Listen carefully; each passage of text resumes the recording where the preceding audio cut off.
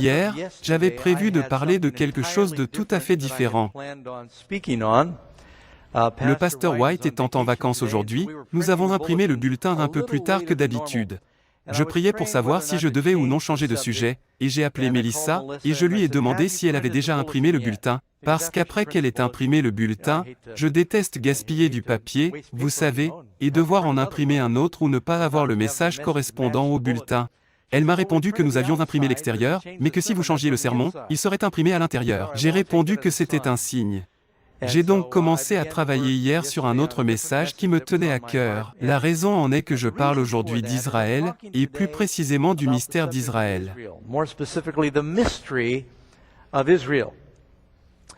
Nous avons vu que le Moyen-Orient est à nouveau au cœur de l'actualité et que la violence se prépare. Et les experts disent que la situation peut être particulièrement explosive. J'écoutais hier, comme je le fais habituellement, diverses stations chrétiennes et j'ai entendu les pasteurs et les commentateurs parler du rôle majeur d'Israël dans la prophétie. En regardant ce qui se passait au Moyen-Orient, puis en consultant leur Bible, j'ai eu le cœur brisé de constater qu'il y avait tant d'ignorance quant à la place et au rôle d'Israël dans la Bible, dans l'œuvre et dans la parole de Dieu. J'ai senti qu'il fallait que je fasse quelque chose. J'ai repensé au message que j'ai diffusé ces dernières années et je me suis dit que je n'avais pas beaucoup parlé de ce sujet depuis plusieurs années. J'aimerais consacrer ce message à vous donner un petit historique de ce que la Bible dit d'Israël, de qui il est, de son rôle, et de ce à quoi nous pouvons nous attendre à l'avenir. Sur cette base, je pense qu'il est édifiant et approprié de passer un peu de temps à parler du rôle d'Israël. I think it's edifying and appropriate for us to spend some time talking about the role of Israel. Je pense que personne ici ne peut nier qu'Israël semble être au centre de l'attention assez souvent. Quand on sait que le territoire d'Israël n'est pas plus grand que le New Jersey. Il s'agit d'un territoire d'environ 20 000 km², entouré d'ennemis arabes sur pratiquement tous les côtés. Bien sûr, il y a la Méditerranée d'un côté, et même à Chypre, il y a des ennemis, et l'île n'est pas loin. Mais ce pays fait constamment la une de l'actualité. C'est probablement l'un des points chauds les plus instables au monde. Il est intéressant de noter que le territoire sacré de Jérusalem est considéré comme la Terre sainte par de nombreuses religions du monde. Bien sûr, le milliard de catholiques dans le monde, les 800 millions d'Arabes dans le monde, les millions de chrétiens et bien sûr, les Juifs.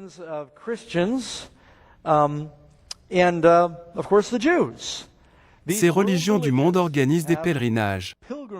Ils vont en Israël, ils vont dans ce pays, c'est leur terre sainte, et c'est peut-être en partie la raison pour laquelle c'est l'une des terres les plus instables du monde. Le mot « Jérusalem » signifie « ville de la paix », ce qui est un véritable paradoxe. C'est une contradiction parce que l'ancienne Jérusalem est la ville qui connaît le plus de conflits au monde. Les guerres sont incessantes. Aujourd'hui encore, ce matin, je suppose qu'ils se lancent des missiles entre le Liban et Jérusalem, ou du moins le territoire nord, et c'est un coin du monde qui n'est pas très pacifique, et il y a beaucoup de matériel militaire dans ce pays. Pour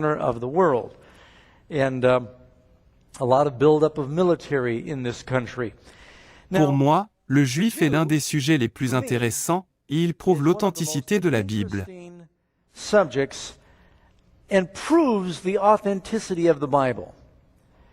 Il n'y a pas de peuple au monde qui soit plus persécuté et protégé que les Juifs, et je sais qu'il y a toujours de nouveaux visiteurs et peut-être de nouveaux téléspectateurs qui nous regardent et que vous ne savez peut-être pas que je me considère comme juif, non seulement par le sang, parce que ma mère était juive, mais aussi parce que, je me suis dit que pour être sauvé, il faut être juif de toute façon. La Bible est un livre juif, et ceux qui sont sauvés sont greffés sur la souche d'Israël. Je me sens donc très à l'aise pour parler de ces choses à la fois par héritage, par croyance et par profession, mais quand on y pense, jusqu'à aujourd'hui, les Juifs sont une anomalie très intéressante, en ce sens qu'ils sont le peuple le plus protégé, le plus béni, le plus persécuté et le plus maudit en même temps. Abraham, qui est considéré comme le point de départ de la nation juive, s'est enfui en Égypte à cause d'une famine, a dû quitter la terre que Dieu avait appelé à lui donner, la terre promise, mais il est revenu, il est rentré dans la terre promise.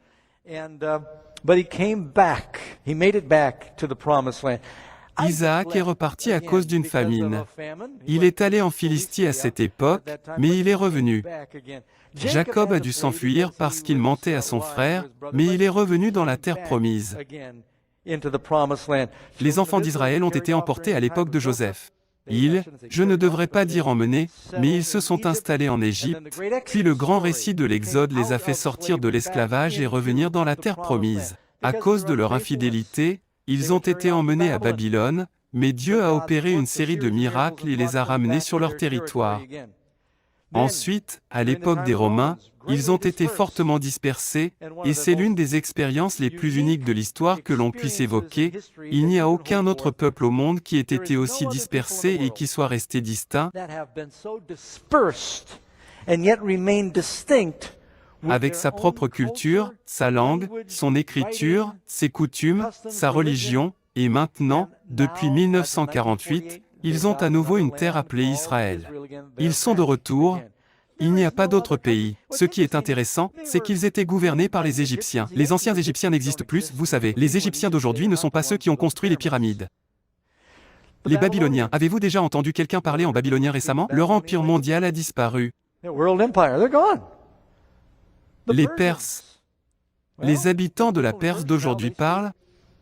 Ce n'est pas la Perse, bien sûr, c'est l'Iran et l'Irak. Ils parlent le farsi et l'arabe. L'ancienne langue, les coutumes et la culture persane ont disparu. Les Grecs, bien sûr, il y a des gens qui parlent encore le grec, mais ils ne constituent plus un empire mondial, n'est-ce pas? Quant aux Romains, ils ont bien gagné la Coupe du Monde, mais la Rome antique est pratiquement en ruine. Mais les Juifs sont toujours une nation. C'est vraiment étonnant quand on y pense, même s'ils ont été dispersés dans le monde entier. Et puis on se demande s'il n'y a jamais eu des gens qui ont été plus persécutés. Entre 65 et 135, les Romains ont tué environ 2 millions de Juifs. Ils ont été persécutés et chassés dans tout l'Empire romain, battus partout où ils allaient. Ils avaient de petites colonies dans toutes les parties du monde. C'est pourquoi il existe une plante appelée le juif errant. Savez-vous que pendant le Moyen-Âge, ils ont également été persécutés par l'Église? Lorsque la peste bubonique s'est déclarée, l'Église a accusé les colonies juives et a commencé à persécuter les Juifs durant cette période. Ils disaient que la peste noire, la peste bubonique, était de leur faute parce qu'ils étaient les assassins du Christ. Et puis, bien sûr, dois-je rappeler à tout le monde l'Holocauste pendant la Seconde Guerre mondiale, où l'on estime qu'environ 6 millions de Juifs, dont la plupart venaient de Pologne, ont été exécutés dans les camps de concentration. Ils ont persécuté des gens, mais il est évident que ces gens sont protégés parce qu'ils semblent toujours prospérer. Il y a des généralisations sur les Juifs que je pense pouvoir faire et qui ont un certain mérite. Il semble que partout où ils vont, ils prospèrent dans les affaires. Ce sont des financiers hors pair. Vous pouvez regarder où vous voulez à Wall Street, et je vous le dis, je suis de la même famille, donc je le sais. Ils ont beaucoup de succès dans le secteur bancaire. Si vous regardez les noms qui apparaissent dans les génériques, vous verrez qu'ils sont les principaux réalisateurs, dans de nombreux cas, les propriétaires des studios et les scénaristes des studios d'Hollywood. Des gens très créatifs et talentueux. Ma famille était dans ce qu'on appelle le commerce du chiffon. Beaucoup d'entre eux étaient tailleurs et travaillaient dans l'industrie textile. Ma mère et ma tante travaillaient dans ce secteur et y réussissaient très bien. Ils semblent donc prospérer. Ils sont bénis à bien des égards, mais ils sont aussi persécutés. Ce sont des gens très intéressants. Il n'y a pas de peuple comme eux dans le monde. Il n'y a pas de coin de terre où l'on puisse aller. Il y a probablement une synagogue en Antarctique, je ne sais pas, mais dans presque toutes les parties du monde où vous pouvez aller aujourd'hui, vous trouverez une communauté juive. J'ai été surpris de constater qu'il était possible d'aller dans le Mississippi. Vous ne penseriez pas aller dans la Bible Belt et trouver une communauté juive, mais il y en a partout. Et pourtant, ils ont ce diamant sur la planète appelé Israël, qui est considéré comme la Terre Sainte, un endroit très instable, et pourtant, comme un diamant, il semble perdurer. Que signifie tout cela? Tout d'abord, je voudrais vous rappeler que Dieu a dit à Abraham, dans Genèse 15, et c'est le verset 18, que l'Éternel a fait une alliance avec Abraham en disant, « À ta postérité, j'ai donné ce pays, le pays d'Israël. »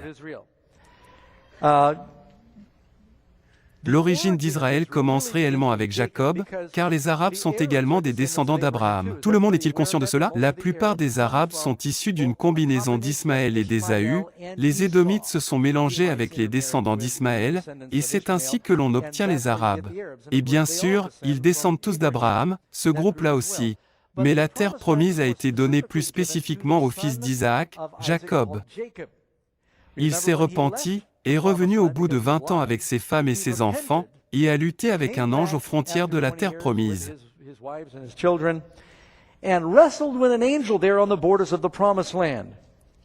Lorsqu'il comprit qu'il s'agissait d'un messager divin, il lui dit, « Je ne te laisserai pas partir si tu ne me bénis pas. » Et il reçut un nouveau nom, Genèse 32 verset 28. J'espère que vous avez sorti votre stylo ou votre crayon, et j'espère que vous continuerez à feuilleter votre Bible aussi souvent que possible, et que vous me suivrez.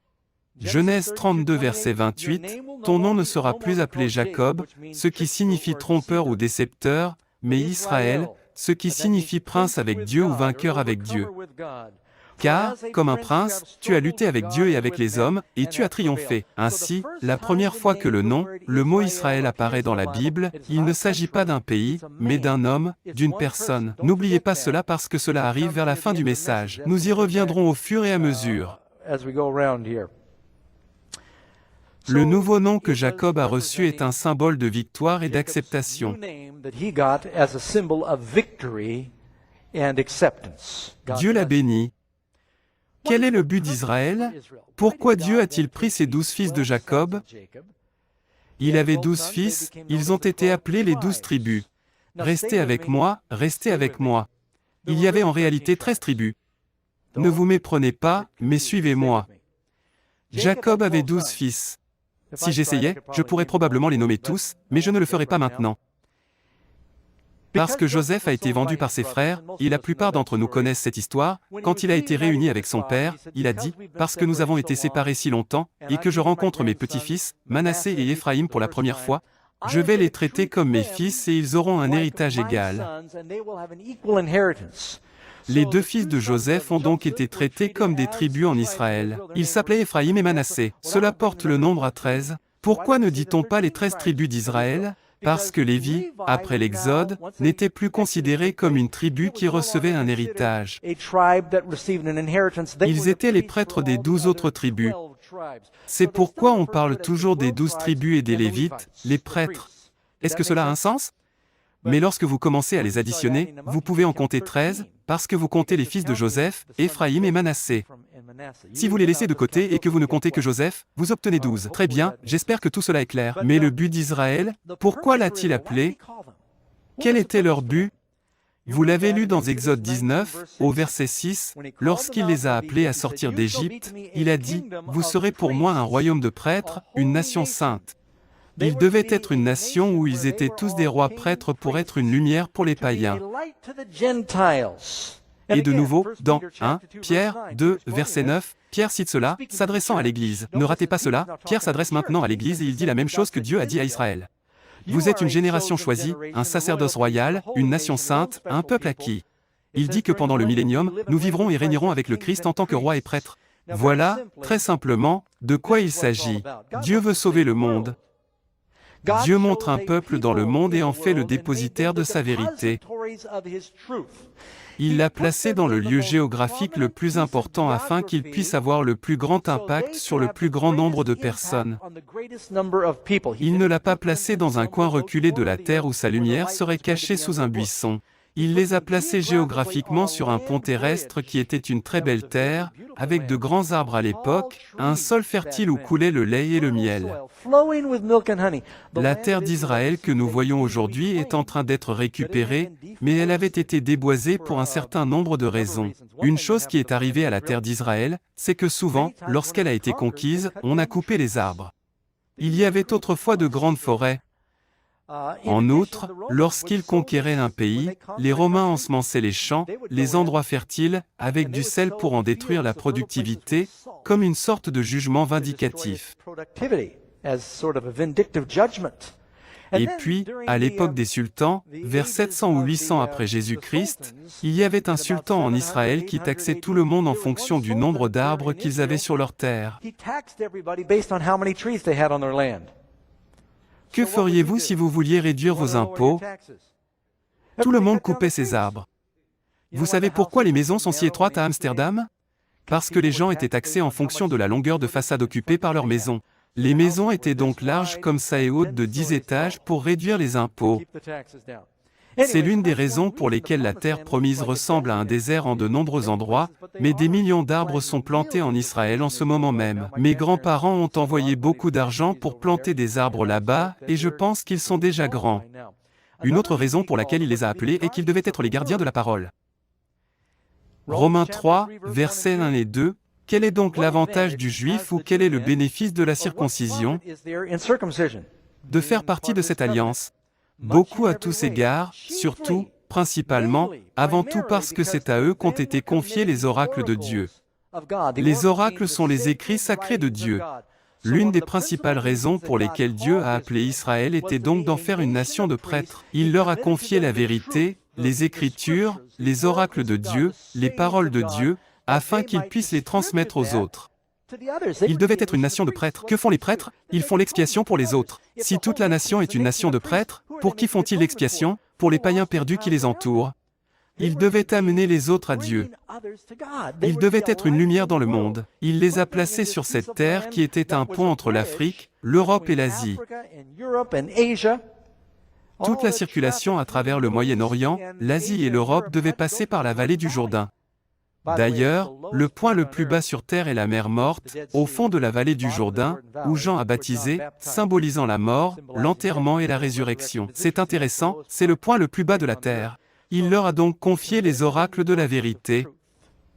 Il est important de s'en souvenir, car je parlerai plus tard de l'Israël spirituel, l'Église, et vous constaterez que nous avons le même travail. Vous vous dites peut-être, et c'est très important, pourquoi consacrer du temps à cela? Une grande partie du monde comprend mal le rôle d'Israël. Leur concept d'Israël est basé sur un grand nombre de prophéties et d'interprétations erronées. Certains d'entre vous, vous savez, et c'est bien sûr ce qui est repris et répété par le scénario de l'enlèvement secret prophétique. Ils croient que, pour commencer, la renaissance d'Israël en 1948 est un accomplissement de la prophétie. C'est peut-être vrai en partie, mais ils attendent ensuite la reconstruction du temple juif sur le mont du Temple. Combien d'entre vous ont déjà entendu cela? Cela s'explique en partie par le fait qu'ils disent que l'Antéchrist doit s'asseoir dans ce temple et régner. Ils s'attendent à ce qu'il s'assoie dans le temple pendant la tribulation à Jérusalem, et que la bataille finale d'Armageddon soit le moment où les nations se rassemblent pour combattre Israël. Ils tirent cela d'une prophétie de Zacharie, et c'est une distorsion complète de la prophétie. S'ils croient que ces prophéties s'appliquent au peuple d'Israël littéral, les Juifs, c'est un grand malentendu. En outre, de nombreux chrétiens évangéliques affirment que Dieu est raciste, qu'il accorde un traitement préférentiel aux Israélites parce qu'ils ont été bénis et qu'il les traite mieux que tous les autres en raison de leur ADN.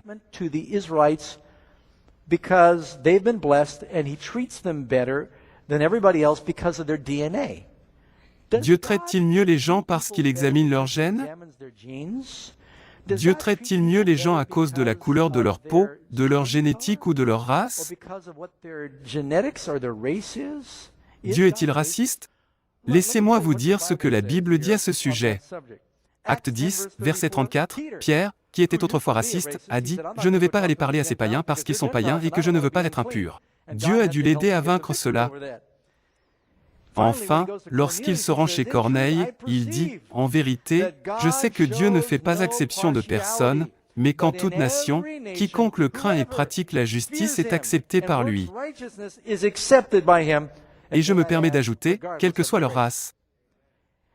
Mais cette attitude parmi les évangéliques, et j'entends tous ces pasteurs dire, « Priez pour Israël, Dieu aime le juif, il veut sauver le juif, il a une préférence spéciale pour le juif et cela sent presque le racisme. » Je peux dire cela parce que je suis juif, mais je ne crois pas que Dieu fasse preuve de favoritisme à l'égard du peuple juif parce qu'il regarde et dit, « Oh, leurs ancêtres étaient un tel ou un tel et je dois donc leur faire preuve de favoritisme. » Jésus dit en fait le contraire.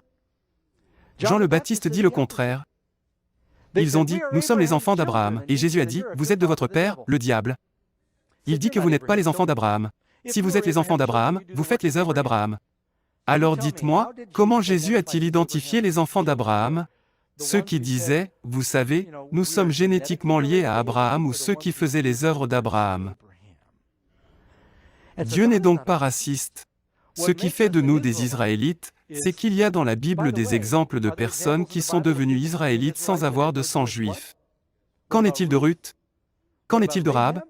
Et une litanie d'autres personnes que je pourrais nommer et qui ont été absorbées par Israël, mais ce n'était pas sur la base de leur sang, c'était sur la base de leur croyance qu'elles étaient greffées, pour ainsi dire.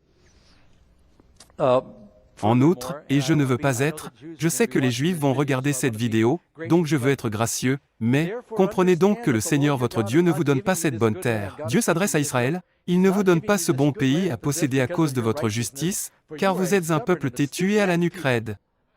Et donc cette idée qu'il les a choisis parce qu'ils étaient meilleurs que tous les autres, non, il dit, en fait je vous ai choisis non pas parce que vous étiez meilleurs que tous les autres, mais pour montrer que je suis bienveillant. En fait, ils sont comme tout le monde, nous sommes tous têtus et à la nuque raide, n'est-ce pas? L'idée qu'ils ont été choisis parce qu'ils étaient meilleurs ou supérieurs n'est pas biblique. Il dit, « Je vous ai choisis parce que vous étiez les plus petits de toutes les nations, pour montrer sa grâce. » Dieu choisit souvent les choses les plus basses, il choisit les choses les plus humbles pour montrer sa bonté. Il y a donc tout un concept inversé de ce qu'est l'Israël spirituel. Que dit donc la Bible à propos de l'Israël spirituel? Dieu a-t-il encore un Israël dans le monde d'aujourd'hui? Et toutes les bénédictions et les promesses faites à Israël sont-elles fondées sur les gènes ou sur la foi? Et quand je dis gènes, je ne parle pas de Lévis et de Wrangler. Je veux dire qu'elles sont basées sur votre génétique, votre ADN, ou sur votre héritage, vos grands-parents. Les bénédictions de Dieu sont-elles fondées sur votre foi? Lisons ce que dit la Bible. Romains, écrit par un juif, soit dit en passant. Bien sûr, toute la Bible est écrite par des juifs, à l'exception de Nabuchodonosor, qui a écrit un chapitre dans Daniel, et de Luc, qui n'était pas juif. Tout le reste est écrit par des juifs. D'accord? Romains 2, verset 28. Paul dit, « Le juif, ce n'est pas celui qui en a les dehors, et la circoncision, ce n'est pas celle qui est visible dans la chair, mais le juif, c'est celui qui l'est intérieurement, et la circoncision, c'est celle du cœur. » Il s'agit de l'alliance spirituelle dans le cœur. Ce n'est pas la chair qui fait de nous des juifs. À l'époque de l'Holocauste, il était très intéressant de constater que dans l'Allemagne nazie, et j'ai beaucoup lu sur cette époque, on essayait d'identifier qui étaient les Juifs, car beaucoup de Juifs vivaient alors dans l'Europe occupée par les nazis et ne portaient pas. Ils ne portaient pas leur religion sur leur manche et n'en faisaient pas la publicité, ils ont donc essayé de comprendre comment ils pouvaient savoir si vous étiez juif. Et il s'est avéré que si vous aviez un grand nez ou un nez crochu et ce qu'ils considéraient comme un peu distinctif, vous pouviez être originaire de France et avoir des liens de parenté absolus, vous pouviez être apparenté au roi de France sans avoir de sang juif, mais ils pouvaient vous arrêter sur la base de votre nez. Si vous étiez circoncis, et cela pouvait être pour des raisons de santé qui n'avaient rien à voir avec des convictions religieuses, vous aviez de gros problèmes. Ils avaient donc tous ces critères pour essayer de séparer les gens, mais tout était physique, externe. Bien sûr, s'il y avait des papiers, cela suffisait aussi. Ils n'ont jamais demandé quelle était votre foi.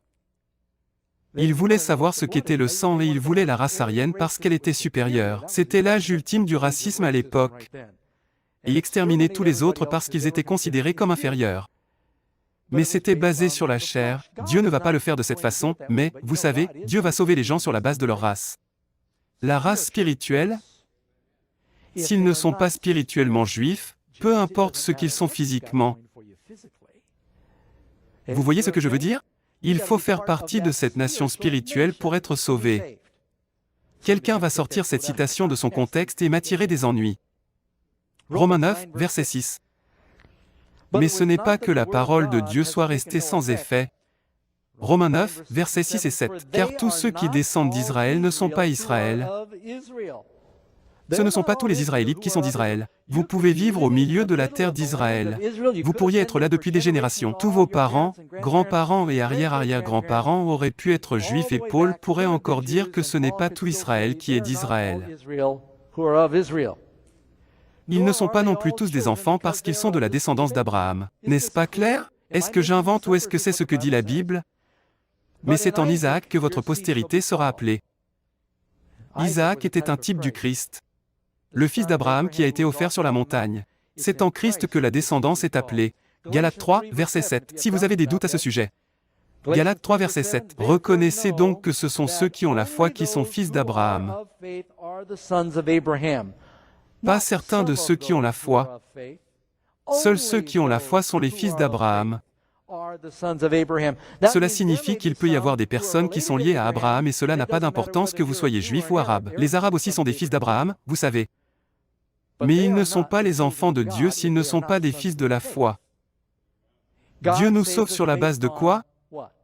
Sur la foi. Voici le passage biblique qui fait l'unanimité, mais j'en dirai plus après. Galates 3 verset 27. En effet, tous ceux qui ont été baptisés en Christ ont revêtu le Christ. Il n'y a ni juif ni grec, ni esclave ni homme libre, ni homme ni femme. Dieu ne nous sauve pas en fonction de notre sexe, il ne nous sauve pas en fonction de notre race, de notre nationalité, de notre statut d'esclave ou d'homme libre.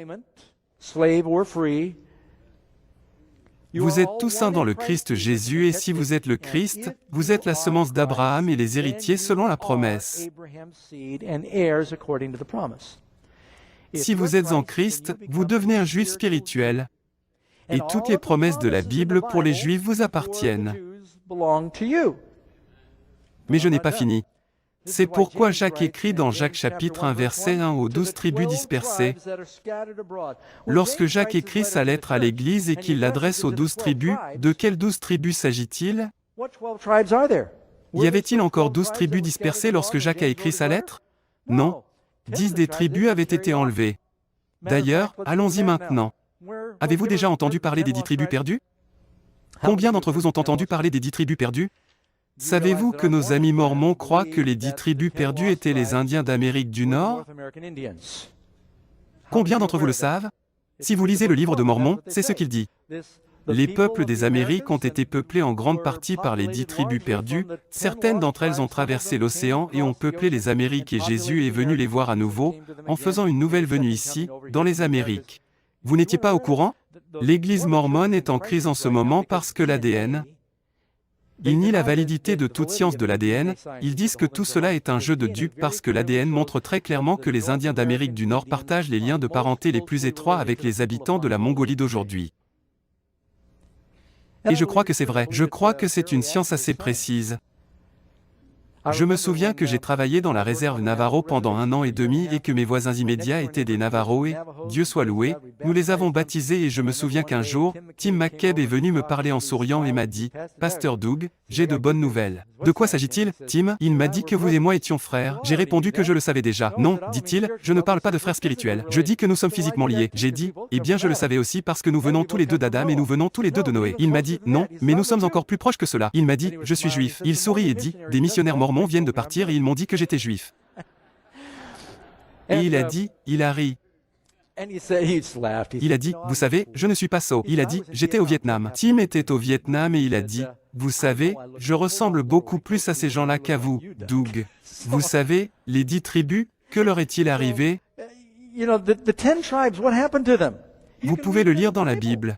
Une lecture élémentaire de la Bible suffit pour savoir ce qui s'est passé. 2 Rois, chapitre 17, la 9e année du roi Osée, roi d'Israël, le roi d'Assyrie s'empara de Samarie.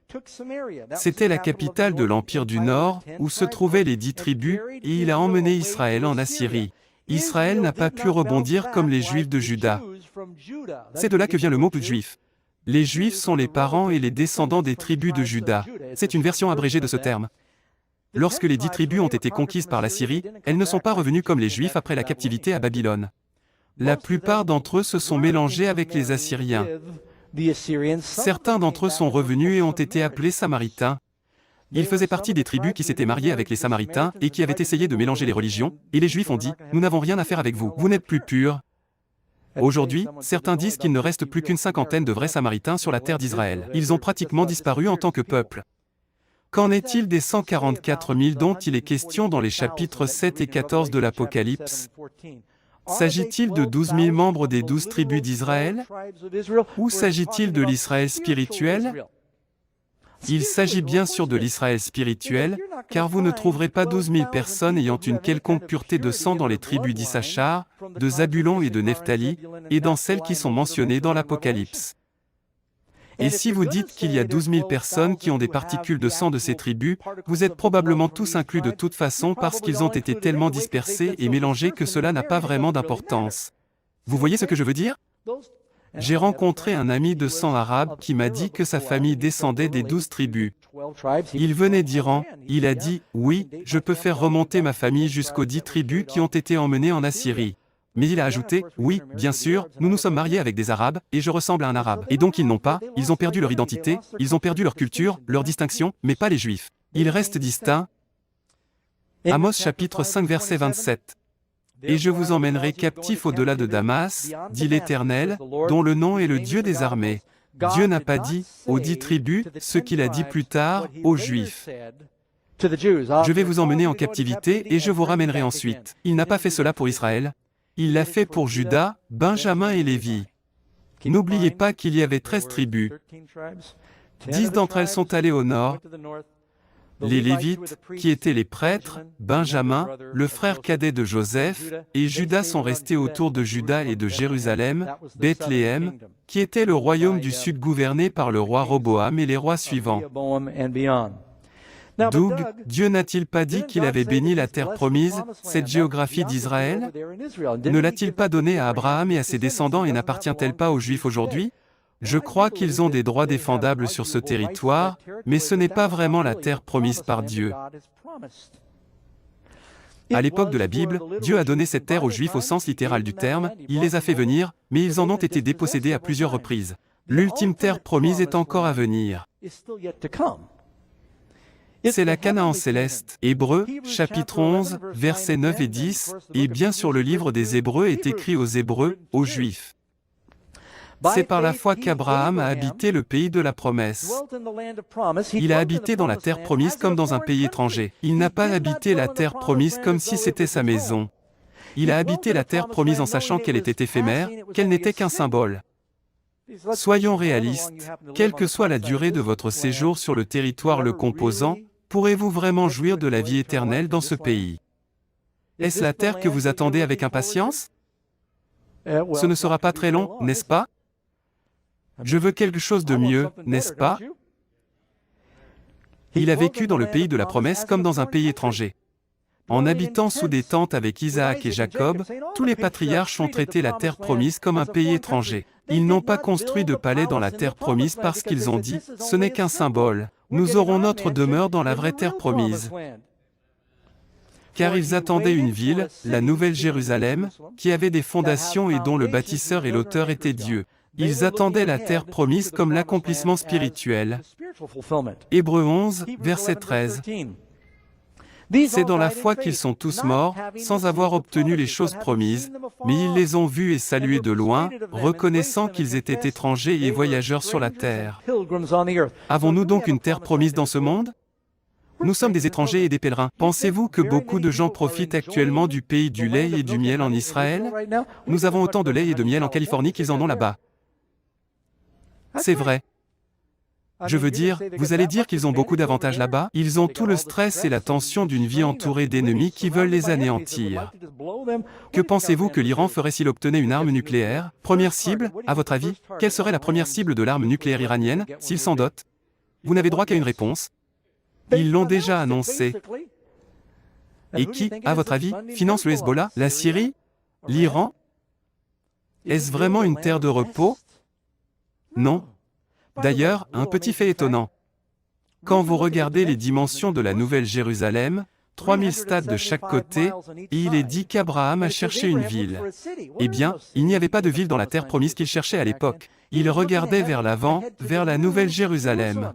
Au fait, où Abraham a-t-il payé sa dîme?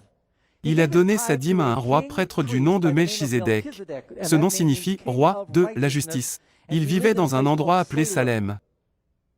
Abraham a donné sa dîme à un roi prêtre à Salem, plus tard connu sous le nom de Jérusalem, nommé Melchizedek, roi de justice qui apportait le pain et le vin, symbole de la nouvelle alliance. Tout cela nous indique qu'il attendait avec impatience la nouvelle Jérusalem. Les dimensions de la nouvelle Jérusalem, 12 000 stades de circonférence, 3 000 stades de part et d'autre, et il est dit qu'elle descendra où? Zacharie 14. Elle descend sur le mont des Oliviers. Jésus a dit, « Je m'en vais par le chemin que j'ai pris. » Il est monté sur le mont des Oliviers. Il reviendra après les 1000 ans sur le mont des Oliviers. La nouvelle Jérusalem est la famille qui y sera créée. Vous rendez-vous compte de ce qu'il y aura dans les limites de cette nouvelle Jérusalem? Les dimensions exactes de la terre que Dieu a promise à Abraham. Je ne sais pas si j'ai mis cela dans mes notes ou non, mais si vous regardez dans votre Bible, vous trouverez que lorsque Dieu a promis la terre promise à Abraham, elle devait s'étendre du fleuve d'Égypte aux montagnes du Liban jusqu'à l'Euphrate à l'est jusqu'à la Méditerranée. C'est beaucoup plus que ce qu'Israël possède aujourd'hui. Il suffit simplement d'imaginer la guerre qui éclaterait si Israël tentait de s'emparer de la terre jusqu'à l'Euphrate. Le seul moyen d'y parvenir est que la nouvelle Jérusalem s'installe sur ce territoire. C'est à ce moment-là qu'ils obtiendront vraiment la terre promise. Et vous et moi héritons de cette Canaan céleste. Amen. La Bible dit qu'il y a des avantages à être juif. Permettez-moi de vous lire cela. Romains, chapitre 1, verset 16. Car je n'ai point honte de l'Évangile, mais ce n'est pas parce que, écoutez bien, Paul dit, je n'ai point honte de l'Évangile, c'est une puissance de Dieu pour le salut de quiconque croit, du juif premièrement, puis du grec. Le mot « grec » signifie « païen ». Les Grecs étaient ceux qui les entouraient en quelque sorte. Alexandre le Grand avait conquis le monde. Il était grec et ils appelaient beaucoup de païens, il les appelait grecs. Avez-vous déjà entendu l'expression « c'est du grec pour moi » ? Cette expression remonte à l'époque où les Juifs disaient que c'était une plaisanterie. Le Juif d'abord, puis le païen. Matthieu 10, verset 5. Lorsque Jésus les a envoyés prêcher, qu'a-t-il dit ? N'allez pas sur le chemin des païens et n'entrez pas dans la ville des Samaritains, ils sont même à moitié juifs. Allez plutôt vers les brebis perdues de la maison d'Israël. Pourquoi Jésus a-t-il dit de prêcher d'abord aux Juifs ? Permettez-moi de vous en donner une autre. Acte 13, je ne vais pas encore répondre à ma question. Acte 13, 46. Paul et Barnabas leur dirent avec assurance, « C'est à vous premièrement que la parole de Dieu devait être annoncée. » Ils prêchaient aux Juifs dans une synagogue. C'est à vous premièrement que la parole de Dieu devait être annoncée.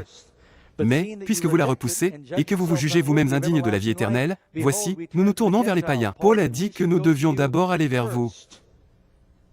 Pourquoi les Juifs d'abord ? C'est une raison pratique.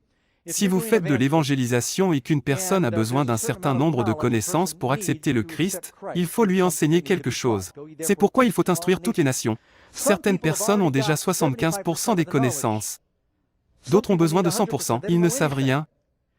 Par où commenceriez-vous si vous deviez faire de l'évangélisation pour obtenir les résultats les plus rapides ? Par ceux qui n'ont aucun bagage ou par ceux qui ont 75% de connaissances ? De toute évidence, le meilleur endroit pour prêcher l'évangile serait avec ceux qui connaissent déjà le Dieu d'Abraham, d'Isaac et de Jacob. Ils connaissent tout le fondement de l'Ancien Testament. Si vous vous adressez à eux en premier, vous obtiendrez les résultats les plus rapides en vous adressant à eux en premier. Et lorsque je fais de l'évangélisation, qui sont, à votre avis, les premiers que j'arrive à faire revivre et à atteindre ? Les personnes qui ont un passé chrétien.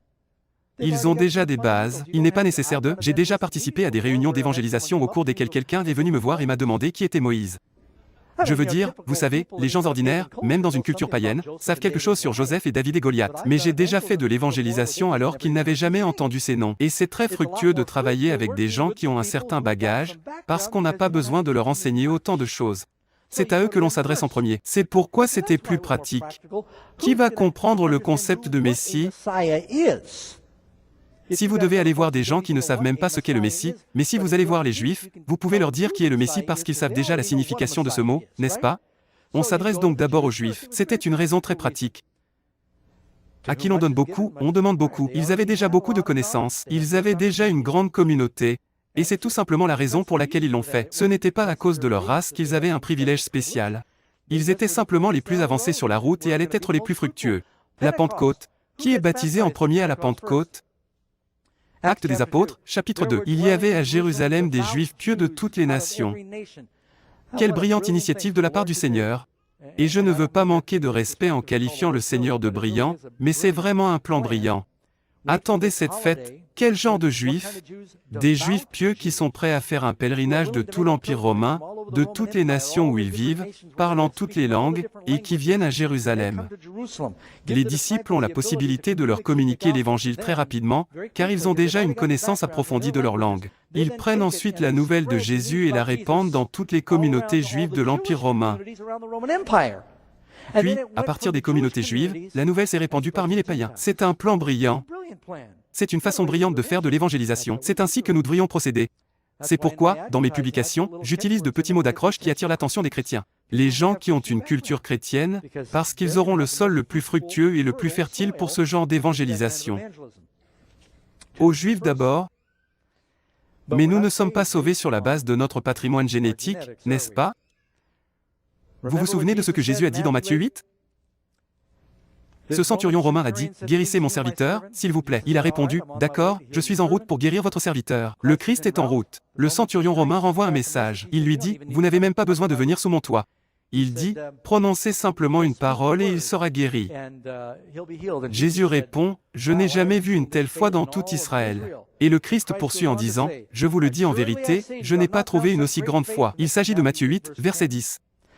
Je vous le dis en vérité, même en Israël je n'ai pas trouvé une aussi grande foi. Or, je vous déclare que plusieurs viendront de l'Orient et de l'Occident, et seront à table avec Abraham, Isaac et Jacob, dans le royaume des cieux.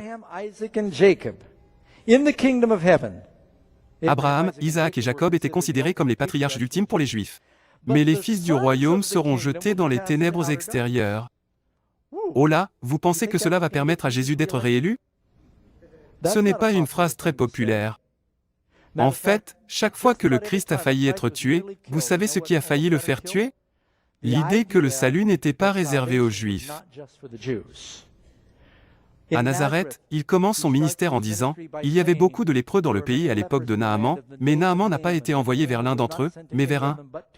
Je suis désolé, il y avait beaucoup de lépreux dans le pays à l'époque d'Élisée, mais Élisée n'était pas autorisé à guérir l'un d'entre eux, sauf un Syrien. Ce ne serait pas très populaire de dire cela aujourd'hui en Israël. » Il poursuit en disant qu'il y avait beaucoup de veuves dans le pays à l'époque d'Élie, mais Élie n'a pas été envoyé à des veuves juives. Il a été envoyé à une veuve cananéenne. Et cela les a tellement mis en colère qu'ils l'ont presque jeté du haut d'une falaise à Nazareth. Quoi? Nous sommes le peuple élu. Nous sommes ceux qui doivent être sauvés. Qu'est-ce que la parabole de l'homme riche et de Lazare était censée dire? L'homme riche festoie somptueusement dans son palais tous les jours tandis que le pauvre mendiant se couche à sa porte et reçoit les miettes qui tombent de sa table. Cet homme riche était la nation juive. Elle possédait cet incroyable trésor de vérité, mais elle l'accumulait et s'en gavait alors que les gens autour d'elle mouraient de faim. D'ailleurs, si l'on mange trop, même la meilleure nourriture, on tombe malade. Et si nous passons notre temps à disséquer la parole entre nous sans faire d'évangélisation, nous ne pouvons pas être en bonne santé.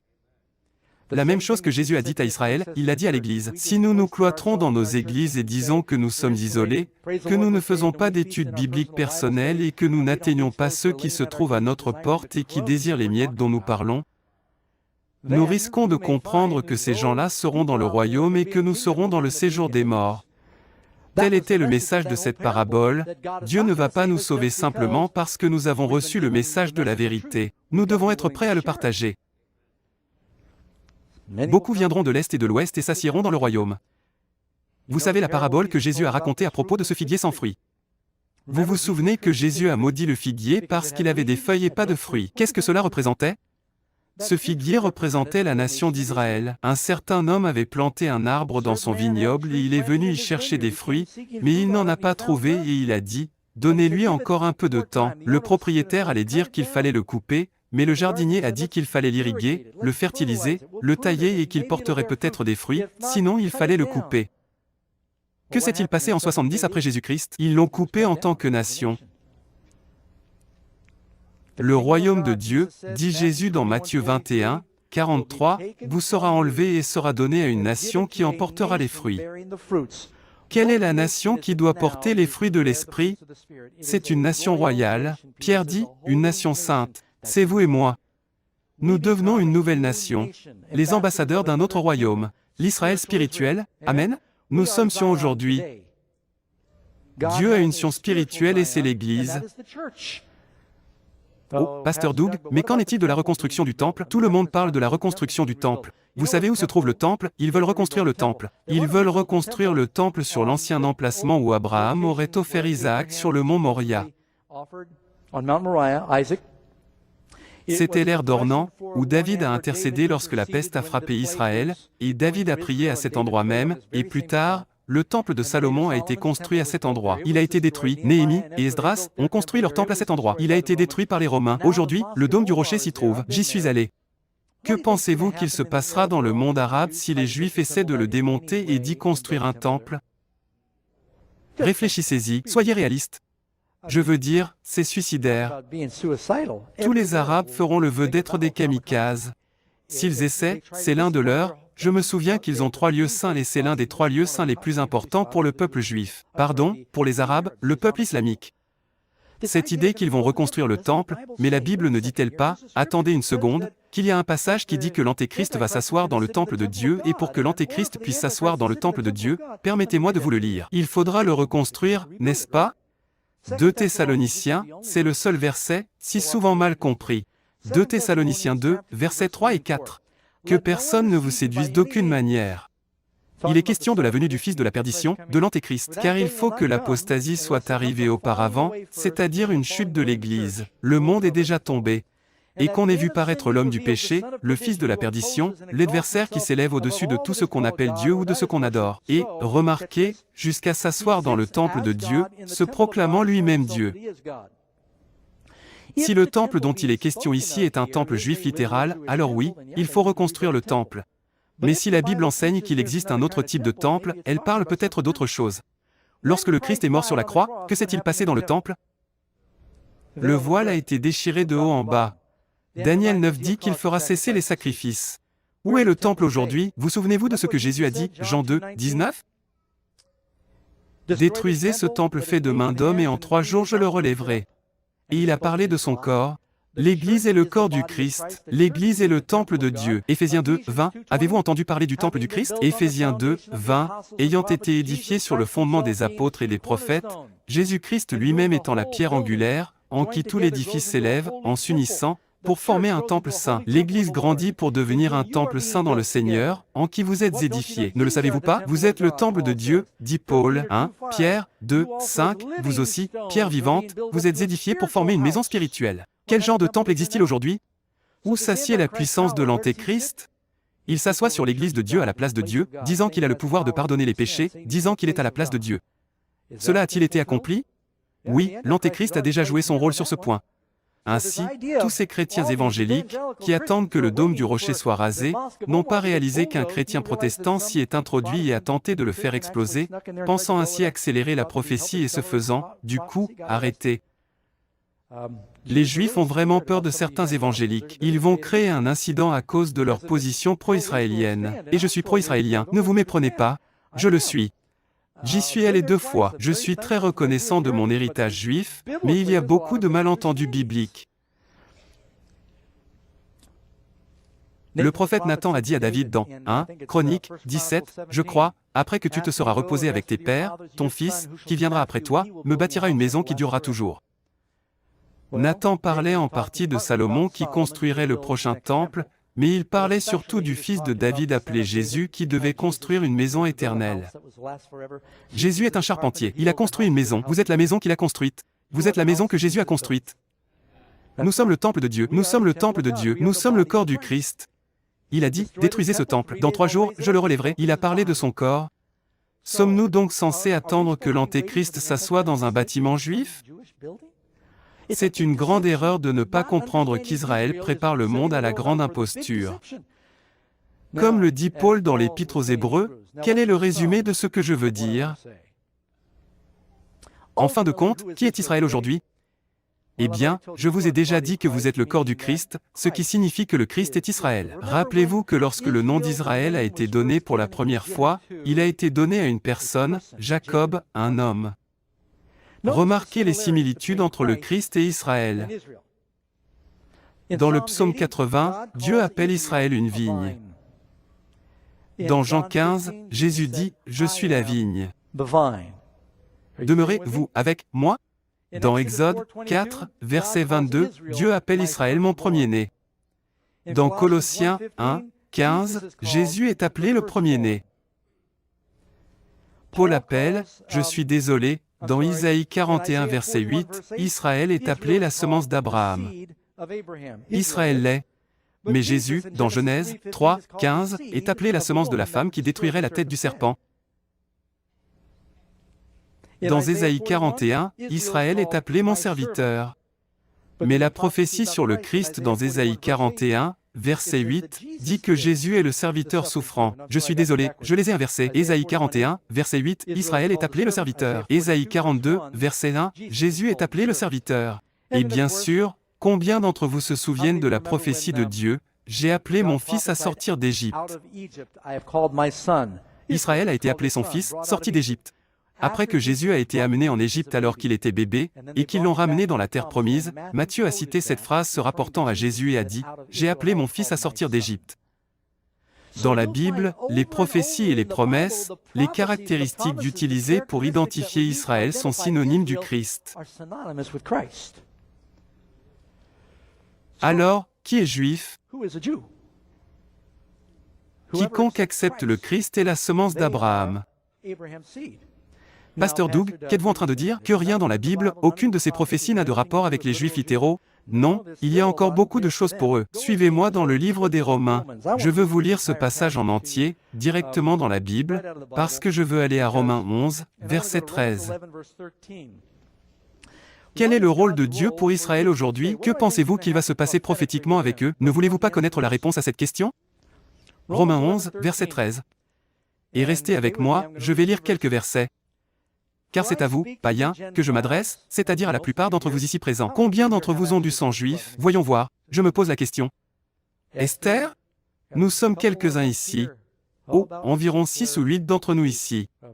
D'accord, nous sommes en infériorité numérique, alors comportons-nous correctement. Je m'adresse donc aux païens. Je vous le dis à vous, païens, en tant que je suis apôtre des païens, je glorifie mon ministère. Afin, s'il est possible, d'exciter la jalousie de ceux de ma race et d'en sauver quelques-uns. En d'autres termes, Paul dit, si je peux rendre mes frères juifs jaloux d'être chrétiens, c'est ce que je veux faire. Et je ressens exactement la même chose. Car s'ils sont rejetés, ont-ils été retranchés de la terre d'Israël? L'arbre a-t-il été coupé? Oui, il a été. Mais souvenez-vous de ce rêve de Nabuchodonosor. La souche est restée. Quel miracle qu'après 1900 ans, ils aient retrouvé leur terre. Il n'y a aucun autre exemple de ce genre sur la planète. C'est phénoménal. Car si la réconciliation du monde se fait après avoir été rejeté, qu'est-ce que leur acceptation sera, sinon la vie d'entre les morts?